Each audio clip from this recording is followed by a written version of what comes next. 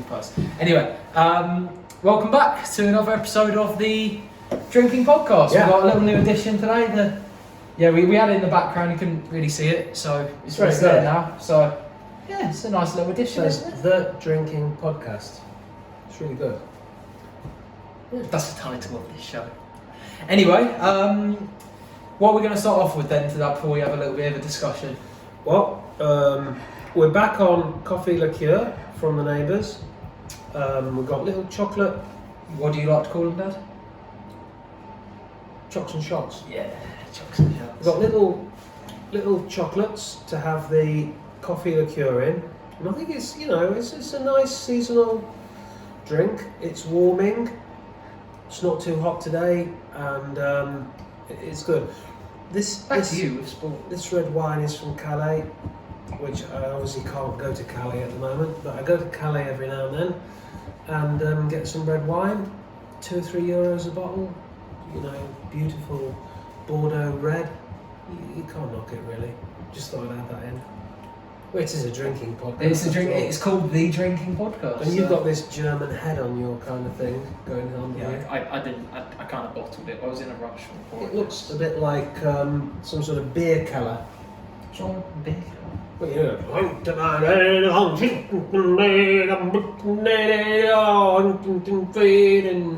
That one. That was like a German drinking song.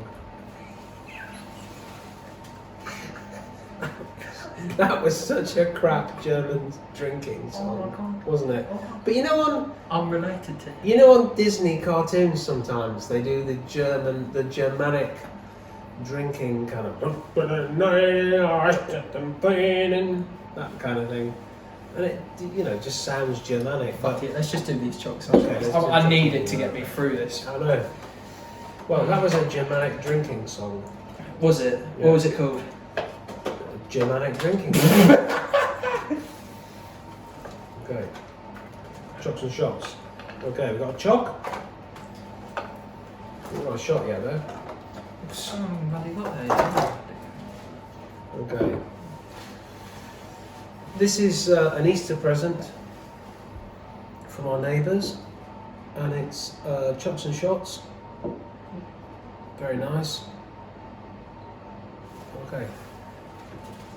You've spilt it. Oh, shut up. There we go. If the world was perfect, then we wouldn't be doing this podcast, would we? Well, no, if the world was flat, that's another thing. Anyway, cheers. Cheers. Cheers. Cheers.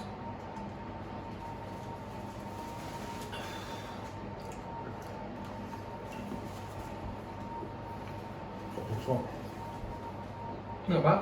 I like the bit you kind of like take it down you with the chocolate. Oh. That a bit I spilled. Mopping it up. Yeah. Mopping it up and just getting it dealt with before it becomes a wipe up. Really. Anyway, today we're going to do a little bit of a discussion on the new series of Afterlife, which Okay. you and me have watched recently. The first season came out about, a year ago, give or take? And it's amazing. It follows Ricky Gervais, who acts out this guy called Tony, whose wife dies of cancer. Yeah. And you kind of start off the series with this, like, not voice note, what is it, like a face note. She's done recordings of herself, basically saying, like, this is what you need to do to go by, so you do the washes. You Her feed the name's dog. Emma, isn't it? I don't know, but I thought it was. might be. Yeah. And yeah, it kind of starts off with her like, so you need to feed the dog on this day, you need to do this, you need to do it. And the first series essentially follows this really depressed guy who's trying to deal with his wife's like death by causing havoc, basically. So he tries to kill himself, but this from the first season, but his dog, the fact his dog was there kind of prevented it. Yeah. He was like, well, I've got to feed the dog, so I can't kill myself. And then his new view on life was almost like, this is my superpower now. This time that I'm living now is just extra time. No, he I goes shouldn't be here. and he goes and meets people. That's why it's called Afterlife, isn't it? Because his life, It's technically his afterlife. his life was with his wife, And it's that gone. was his life. Yeah. That's ended. So now we're in Afterlife, Yeah. and he goes around meeting these bizarre, strange people, Yeah. and working at the Tambry Gazette. The Times, yeah, the equivalent of, which is like a free local newspaper for the series. And with all these various misfits turn up. Yeah, and in the first season, it's essentially him. Imagine him using a superpower, but for bad. So the fact he doesn't care about his own life, he tries to like lower everyone down around him. And he just says what he wants. So like, you know, like when you see something like someone stinks on a train, you probably should say something, but you don't. Like he would say that. So there's this scene in the first season where he takes his nephew to a cafe, and he wants the kids' version of the chicken, like fish fingers or something like that. And the lady goes, "You can't have them because you're an adult, so sorry, love." And he was like, "Why can't I have it? I want to pay the exact same and have it in his portion." And in the end, he ends up just basically stealing it from them and eating it in their face. So ridiculous. Yeah, the second season starts off a little bit differently, doesn't it? It follows the same like type of story, but instead of using this power that he's got, like of not caring for bad, he uses it for good. So he tries to make the people around him happier. Yeah, he does. So, but he can't help telling them about his sadness. Yeah. So you've always got this backstory that he is always talking about his sadness to people. Yeah. And you never know when it goes from really funny, dark humour. Yeah, because that's what the series does brilliantly, isn't it? It's the flip between 1 second. You've just heard one of the darkest jokes you've heard. You're sitting there pissing yourself. It's that funny. And then a minute later, you're on the verge of tears. You're in darkness. Yeah. But I think it has to be said that he's decided to use language and obscenities, which colourful, let's say. No, they're more than colourful, aren't they? They are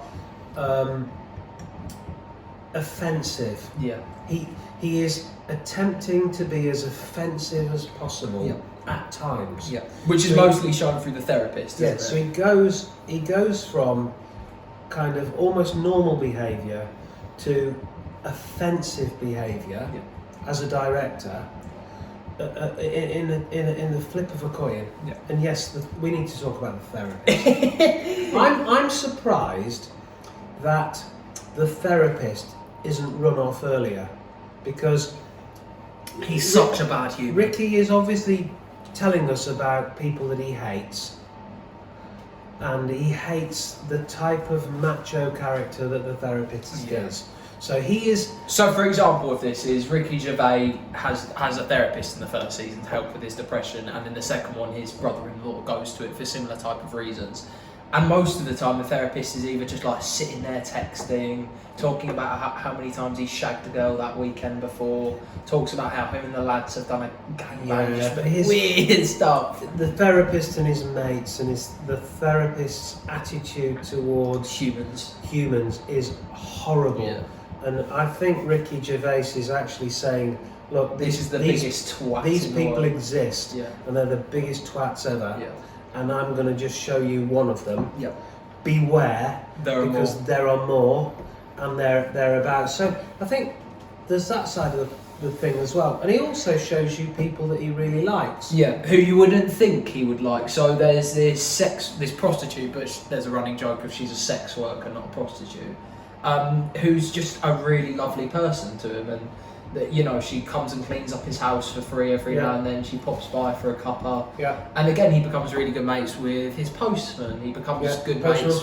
Postman Pat, actually, yeah. And he becomes mates with that weird hoarder, Chavi, the guy with the glasses and the long hair. I mean, it's basically a bunch of misfits who you wouldn't really think of liking, but they do have lovable sides. The purpose of the programme, I think, one of the backstories is to say there's some really nice people out there that you wouldn't expect to be finding in different professions, but also there's some really nasty people, and the therapist comes in for the nastiest label. I think. For me, I think making him look obnoxiously horrible, isn't he? For me as well, it's kind of about coincidence as well. So like a lot of these people he does just meet randomly. So in the first series, in particular, because he's a journalist, he goes around interviewing people, and he does run into some dickheads, but he runs into some really lovely people. And there's this brilliant bit in the first or second episode where he goes to his wife's grave, and there's this like older lady sitting there who's visiting her husband's grave, and they have this this fantastic just bond between them where they're just lovely to each other. And he's at first we are introduced to the nice version of Gervais when they're talking. Yeah. That's the first time we see Tony, who's the character in the film, actually nice. Like this lady brings the best out of him. Yeah. And again, we see that with the lady who takes care of his father. Who's a strange character. He's quite funny in the first series. Doesn't really say as much in the second. Quite kind of more muted, but he's he's a much older man, isn't he? He's struggling with memory problems, so he thinks his wife is still alive. Some kind of which is Alzheimer's. so he thinks dementia. that Tony's wife is still alive, which is a bit of like a running joke in the first series. He's like, "Oh, will you bring Lisa next You time?" don't get any of that in the second series. No, he's a lot more doesn't say quiet. much at all, He's does quiet he? and reserved. He makes a couple of like funny remarks, But his mind is gone. He's empty. yeah. He's an empty vessel. And then we've got the doggy. The dog is of course the character who technically saves Ricky Gervais or Tony, both metaphorically and really. Without her being there, he would have killed himself. The doggy is brilliant. Yeah, that's what he said. To be fair, when Ricky Gervais finished filming Afterlife, he said the hardest part was saying goodbye to the dog. Yeah, doggy's brilliant. And he was like, I know she won't understand that I'm not going to see her on Monday for the next filming set. And yeah, the dog's this like beautiful like German Shepherd, and you kind of through the footage of his wife that she like made for him, you see that puppy come from a puppy to an actual older dog who takes care of him essentially throughout the whole of the two series. Like there's a bit in the first series where he goes to the ocean, doesn't he, and starts drowning, and the dog like comes swimming in, starts barking and stuff like that. Oh yeah, I forgot about that. This dog like acts as like his saviour, like in a way. But yeah, the dog is fantastic, and it does essentially save his life throughout the thing, and it's the one thing that is essentially keeping him going. Like, he's got his mates, of course, but he isn't really that close to many of them. His dog is who watches the videos with him every night. And that as he's drinking wine from the bottle and stuff like that, the dog's just kind of sitting there enjoying it, taking it all in. The dog's brilliant in it, definitely. Yeah, good puppy. Yeah, it's a fantastic series. I think I can see why people wouldn't like it, because there are some times where the humour probably gets a little bit too far. It's almost too dark. It's too dark, and sometimes the humour gets very offensive. Yeah, to I mean, he hasn't. The therapist in no particular is hold- bad at that, but There's no holds even he barred. is. Yeah. He actually allows any swear words, any offensive language. He just allows. Yeah. So as a director, he's basically saying anything is allowed here, and the words that are used. Offensive. Beyond belief. So there's a review, isn't there? There's the Amateur Dramatics do a review in the second series, and the language that's used in front of the mayor, and children is it's so bad. unbelievable. It's so bad. Yeah, The hoarder walks on and just swearing, saying some appalling jokes. yeah. It's so funny because it's almost like awkward. Yeah. He has got the Office awkwardness back. Yeah. You know, like where it was kind of like almost Yeah. cringy at times. How bad it was. Like watching David Brent like sit at his desk and then he'd walk outside with a dildo and just like, what is that doing in here when I'm having a meeting? Yeah. And it's like it's cringy, funny, but it's like dark at the same time. Like it's not the type of things you would expect to laugh at. No. But it's brilliant. It's only about 6 episodes long, isn't it? Both series. 6 times 30 minutes. Yeah, give or take. And yeah, it's a fantastic watch for those who haven't watched it, because Filmed in Beaconsfield and Hemel Hempstead. Always in the summer. Very rich places. Always in the summer. Yeah.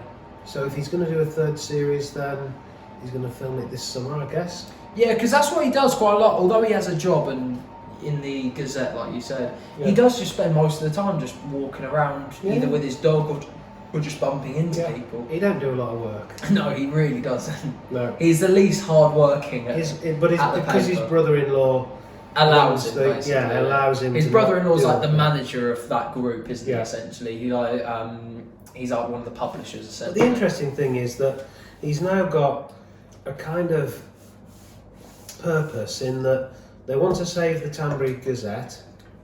Yeah, because that's another bit as well. Because there's this older man who owns it, who about halfway through the series, maybe near the end, tries to sell the paper, and it's clearly affecting everyone. Of course, Ricky Gervais doesn't care because he's like, oh well, it is what it is. This job is shite anyway. It doesn't really matter.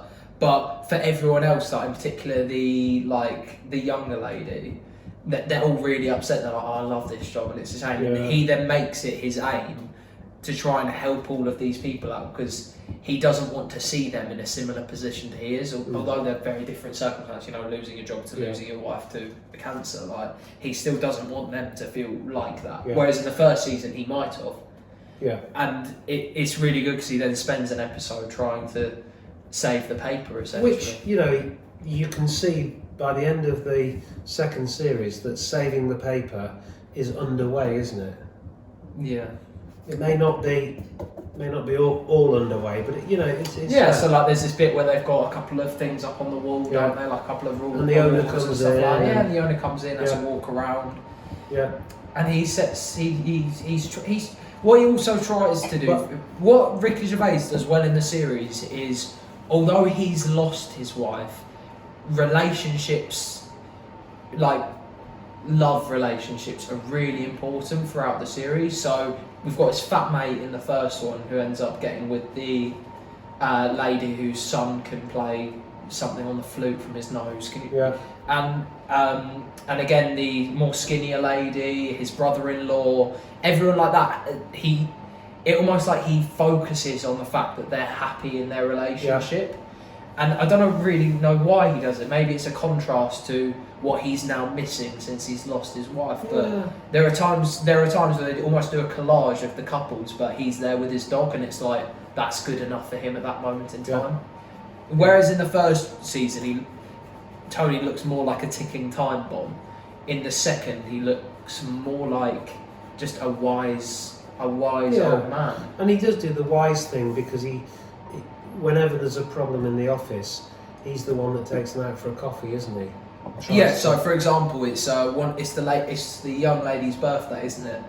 And I think the papers are going to close or something like that. And they're really upset, and he just starts throwing cake all of them. He's like, well, he looks out, so I thought I'd chuck some cake at you. Cake fight. And then when the skinnier lady gets rejected by the mother-in-law, he goes and takes her out for a coffee and stuff like that. And he does almost act like the father of the group in the second series. Yeah, he does. And that he uses his age and knowledge and worldliness to try and help people, doesn't he? Are we doing another one of these? Yeah, doing another. Well, it's chocs and shots, isn't it? That one? This is chocs and shots. I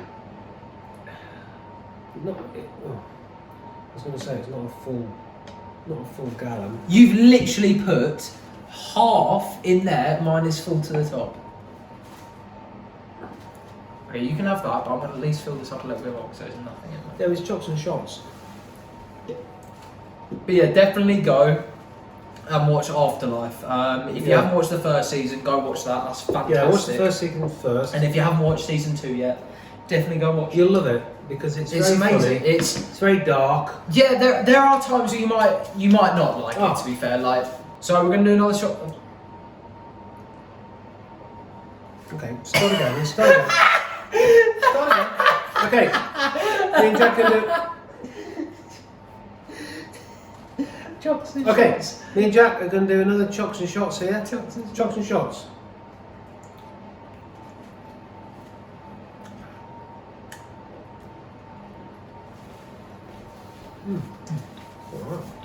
Yeah, definitely go and watch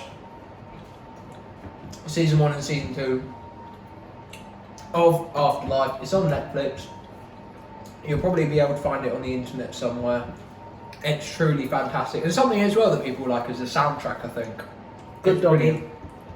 The soundtrack's fantastic. Good music. Gervais talked about it in an interview recently where he said he's never actually been given this big of a budget for a series, and that there were some of the montages in the film, in the series, sorry, where he actually tried to match it to the music. So, for example, the first season, the very first episode, starts off with Bill Withers' "Lovely Day," and it's just like a montage of just meant to be happy things, but he's ruining it. So, there's this brilliant bit where he walks past this newsstand, and this lady who's 93 has been mugged. And this lady goes, "Oh, it's horrible news, isn't it?" He goes, "Well, not really. If she lives for 7 more years, she's only scarred for 7% of her life." And then he just walks off, and it's almost like he's contradicting the song, but it's really brilliant. You've got Elton John's in there. You got you got songs like that in there. It's a really, really What good was song. that song? I forgot his name. Lionel Richie, that's it. Yeah, Sorry, okay. Lionel Richie, and it's fantastic, and we really do recommend going to watch it. Watch it, and you heard about it here. Yeah, you probably have heard about other places because Okay. it's very, very good.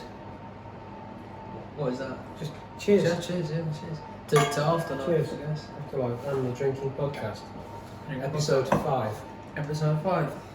How are you finding lockdown then recently, Dad? Because I think for me, I'm losing my marbles. Pissed off with it now. Yeah, I think the weather hasn't helped in the last couple of Well, days. it's been raining, and it's shite being at home now. Yeah, it's just shit. It's fucking bad. And you just think, oh, you get up every morning and you think, oh, what am I going to do today? Oh, same Oh, as I'm yesterday. gonna stay at Fuck home. all. Yeah.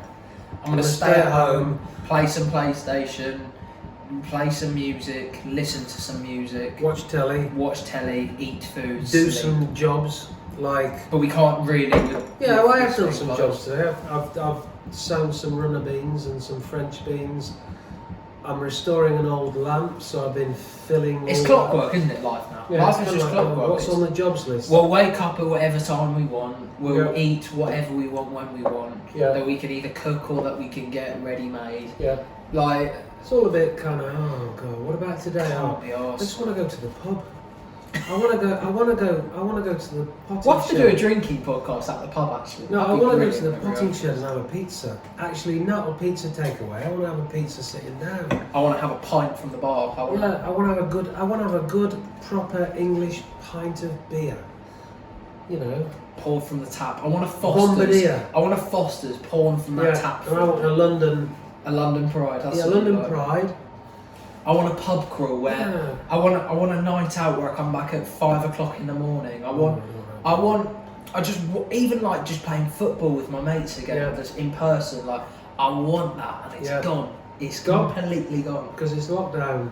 And to be fair, And the even virus has taken over. The virus has taken over. to be fair, even things like social media is shit now because the world's got nothing in it. There's nothing it's in the all, world. it's all. No, it's just there's nothing.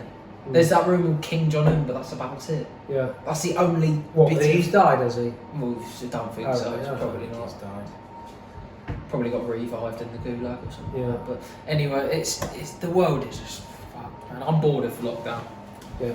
Look, I like doing these though. These are fun. Yeah. And, This is I good fun. hope people like voicing them as well. We got a dislike on our last video. Did we? We got our first ever Oh, dislike. did we? Who said who did that? I don't know. Well, we can't tell. But yeah, we got our first ever dislike. What? Who did that then? I don't know. No, but what did they say? Nothing. It was just you know like you can press a like bit or of thumb. yeah, it's a bad thumb. We got a Bad big thumb. dislike. It was on the Michael Jackson conspiracy theory. If you haven't watched that, go watch it right now. 'Cause We it's don't mind brilliant. having a bad thumb, though, do we? I don't really care. It's what No, it is. It's because probably if someone you- who's crying. I don't know. If you don't like it, say so. Who cares? Jog on. We don't care. Yeah, who cares? We don't like you either. There you go. We don't like you. If you don't like us, we don't like you. So, there we go. Lockdown. We do what we do. You don't like us. Give us a big thumb. We don't. No, like... no. Give us the thumb. Give us a like, please. Don't. No, it would be don't- nice to give us a like, but if you Yeah. don't like us, then Fuck off. no, I'm not saying that. I'm just saying if you don't like us, then you put the big thumb down, and then we give you a big thumb down too, because everybody can thumb down anybody. Preach. Yeah. Because why would you thumb down the drinking podcast? It's not thumb downable. Maybe we said something in the Michael Jackson episode that has frustrated them. Maybe they killed Michael Jackson. Maybe they did. Maybe they were Michael Jackson's doctor. I don't know. Maybe it was Michael Jackson and we figured it all out. Yeah, and he was like, "Oh shit, they figured me out. They didn't know what they were Oh shit, I still got his pen." Oh God, no.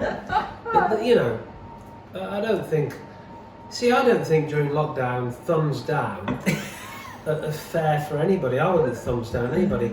You know, if somebody produced the shittest video or the shittest podcast, they've still produced something. They've still done something, haven't they?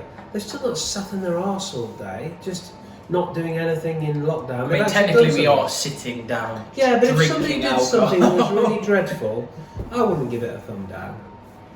I wouldn't do it because I'd say I respect the fact that they're putting something out there. I wouldn't do it, and it's not fair, and I'm not bothered.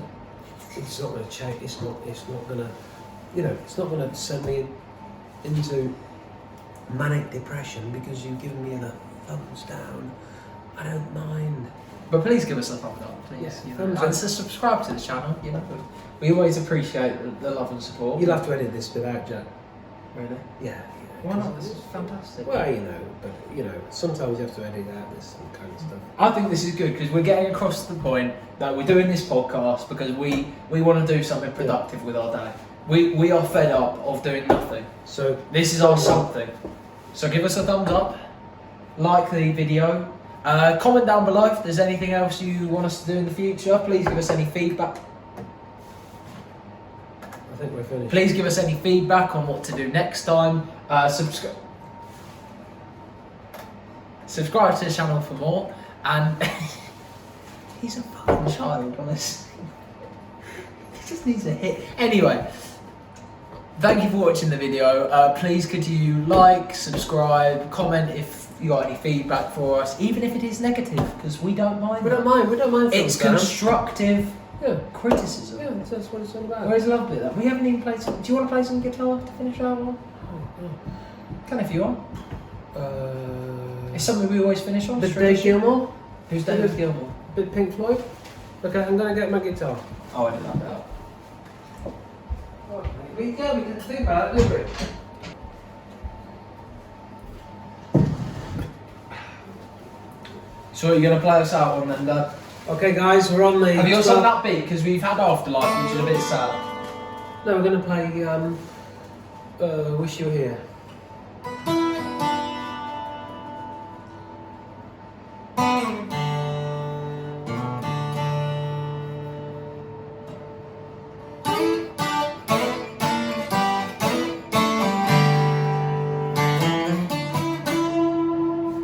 That was crap.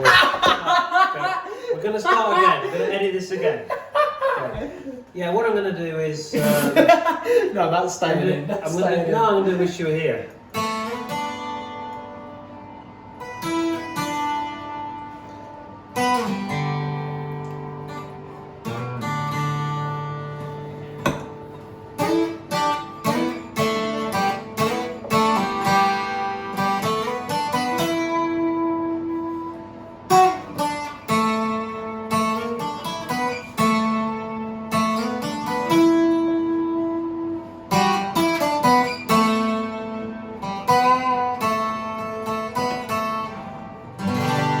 It gets easier, this bit.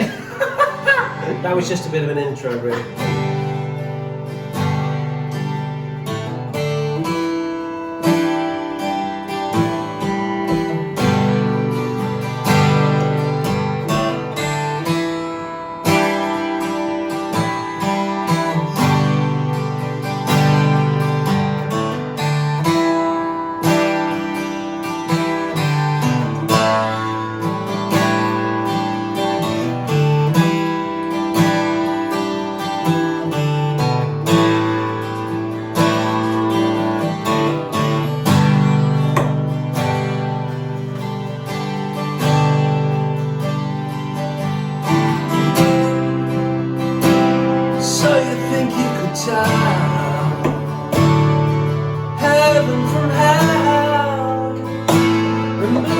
imagine pain?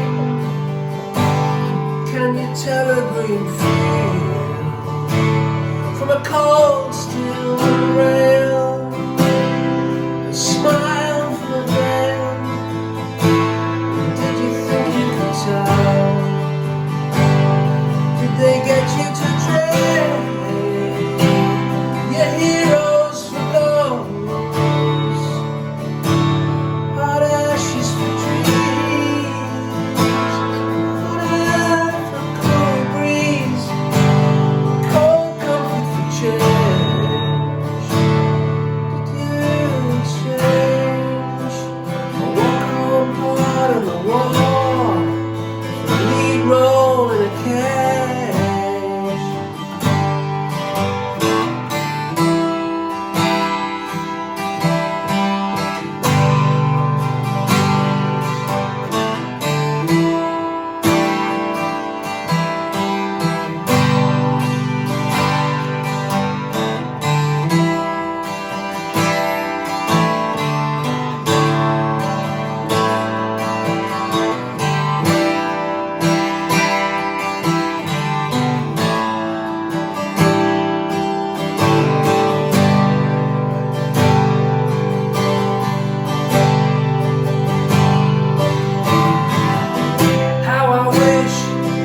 How I wish you were here. We're just two lost souls swimming in a fishbowl, year after year, swimming over the same old ground. What have we found? The same old fears. Wish you were here.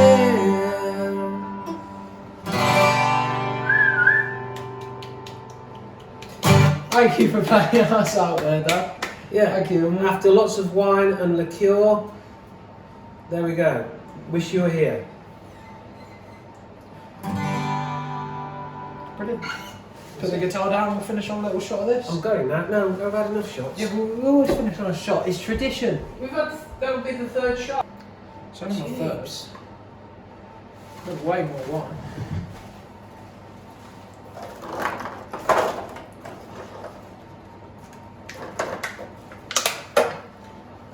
Swear down, I've forgotten how to pour beer. I literally work behind the bar. I've forgotten how to pour beer. You know that Do you want that one? I love that little one. Of course he wants a little bit. These can go in the bin. Oh, I've actually forgotten how to pour. Okay, No, so let we're it going go, to end with chocs I don't trust you, do I? and shots. Still a tiny one in there. Chocs and no, shots. Fucking thing's broken, isn't it? So. Going with chocs and shots. Oh, my days.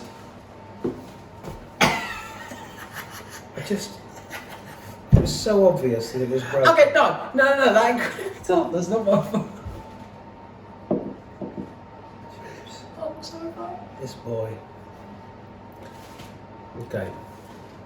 Let's finish on a broken chocs and shots. I am now in the doghouse. Just quickly, thank you for watching Yeah. another episode of the podcast. Drinking Really podcast. impressed. Episode 5 of this beautiful thing, whatever we're going to call it.